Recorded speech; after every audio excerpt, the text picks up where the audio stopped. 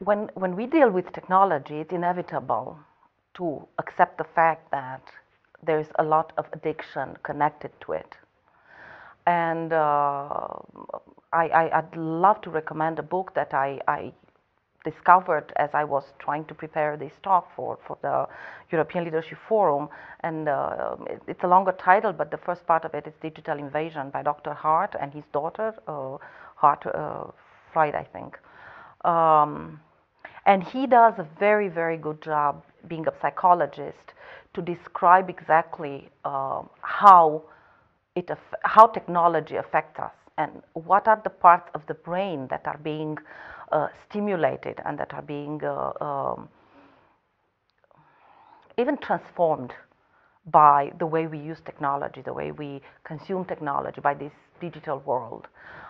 He talks about the concept of neuroplasticity of the brain, and there are studies that prove that the brain has changed and is being changed because of the way technology is affecting us. Now, it's not necessarily bad, but we have to be aware of it.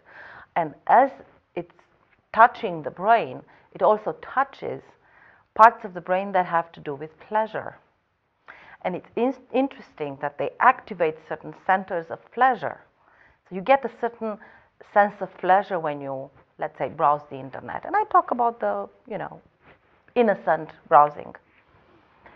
But then you need more of it. And then you spend more time on it. And then more time on it.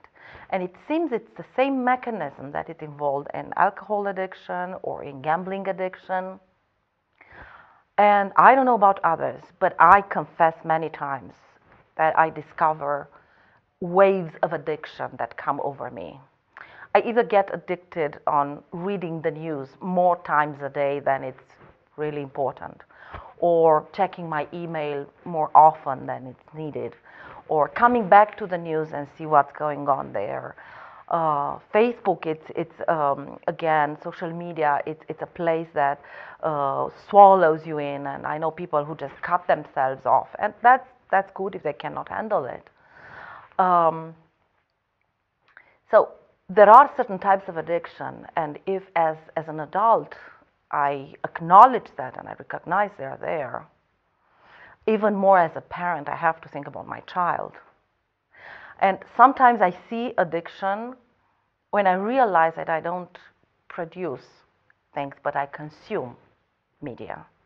In my work, I have to write, I have to do research, and I find that it's more and more difficult to disengage from the online and to get in a place or a time where I produce something.